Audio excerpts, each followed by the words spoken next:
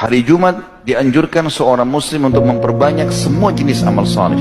Ada sebagian ulama teman-teman menyebutkan sampai 100 keutamaan hari Jumat. Intinya memang sangat luar biasa hari Jumat itu. Semua jenis ibadah, zikirnya, baca Qur'annya, silaturahim keluarganya, apa saja, maka itu akan sangat baik. Termasuk mencari rezeki. Karena Allah katakan dalam Al-Quran, A'udzubillahi minasyaitonirrajim, فَإِذَا قُضِيَتِ الصَّلَاةُ فَانْتَشِرُوا فِي الْأَرْضِ وَابْتَغُوا مِنْ فَضْلِ اللَّهِ وَاذْكُرُوا اللَّهَ كَثِيرًا لَعَلَّكُمْ تُفْلِحُونَ. Kalau selesai sholat Jumat, menebarlah kalian di muka bumi dan carilah karunia Allah. Ulama tafsir mengatakan karunia Allah, rezeki, silaturahim keluarga, apa saja yang membuat seseorang muslim bahagia. Menyebarlah di muka bumi, carilah karunianya, dan berzikirlah dengan Allah dengan zikir yang banyak. Maknanya, jalankan, aplikasikan semua perintah agama pada saat itu. Jauhi semua pelanggaran, agar kalian beruntung. Itu kata Allah subhanahu wa ta'ala. Ini karunia yang sangat besar, teman-teman sekalian. Siapa yang sholat duha 4 rakaat, kata Nabi SAW dalam hadis, Allah berfirman, hai anak Adam, ruku untukku 4 rakaat di awal pagi. Maksudnya 4 rakaat ini duha. Maka aku akan penuhi hajatmu pada hari itu. Apa saja yang kau mau, saya akan penuhi, kata Allah. Itu saja. Baik, boleh nggak saya sholat supaya hajat saya dipenuhi? Duha 4 rakaat. Bukan cuma boleh, memang harus begitu.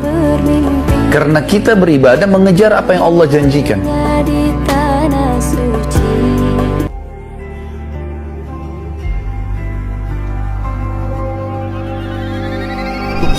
Doa yang akan menghilangkan sebuah masalah yang paling berat dalam kehidupan seseorang. Nabi Muhammad SAW kalau sangat terdesak mendoakan menggunakan kalimat-kalimat ini sebelum berdoa. Dikatakan Nabi Muhammad SAW ketika dalam keadaan kesulitan beliau selalu berdoa, mengatakan la ilaha illallahul azimul halim, la ilaha illallahu rabbul arshil azim, la ilaha illallah rabbus samawati wa rabbul ardi wa rabbul arshil karim. Apa saja perilaku yang kita pernah kerjakan pada seseorang, baik atau buruk, akan terjadi hal yang sama. Hadis Nabi SAW tadi saya bilang, kama tadinu tudan, sebagaimana kau memperlakukan orang lain, kau akan dibalas hal yang sama. Dalam hadis yang lain dikatakan, al jaza min jinsil amal, balasan akan datang sesuai dengan perilaku atau perbuatan seseorang. Dan ini jelas sekali. Teman-teman sekalian, kemuliaan seorang suami untuk tidak membiarkan istrinya kerja, itu dulu, itu paling mulia, afdal.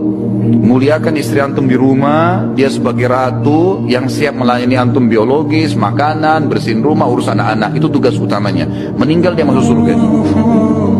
Itu yang antum fungsikan, jadikan dia sebagai manusia yang dimuliakan di rumah. Ibu-ibu juga harus pahamin itu, bahwasanya kalau suami larang, itu demi karena cinta dan sayang sama dia.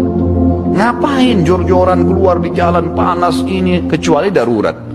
Memang suami cacat, sakit, suami nggak bisa. Kalau masih bisa, teman-teman sekalian, cinta sejati itu, kalau cuma mampu beli satu bungkus nasi uduk, makanlah berdua nasi uduk itu.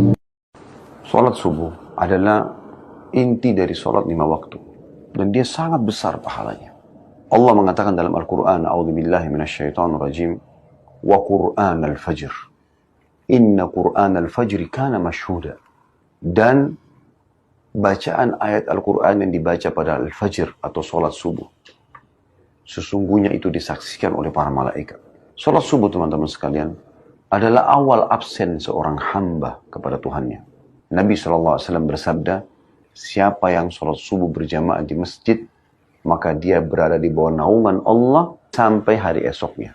Dalam sebuah riwayat yang lain dikatakan, Nabi SAW bersabda, siapa yang sholat subuh berjamaah di masjid, dia akan dilindungi dari syaitan pada hari itu. Ibadah yang sangat luar biasa. Sederhana, 2 rakaat, beberapa langkah menuju ke masjid. Bangunlah saudaraku, dan sholat subuh berjamaah. Kejar raih rahmat Tuhanmu. Perkataan Hasan Basri rahimahullah, kata beliau, aku tahu rezekiku tidak akan diambil orang lain, karena itu hatiku selalu tenang. Untuk apa ribut? Kalau bagianku pasti sampai.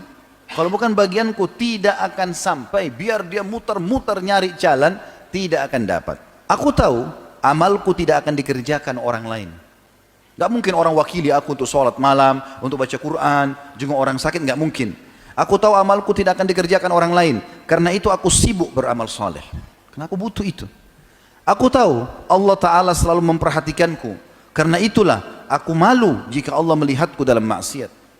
Ada pengawasan, dia tahu Allah melihatnya. Dan aku tahu kematian sudah menungguku. Karena itulah aku selalu menambah amal untuk hari pertemuanku dengan Allah.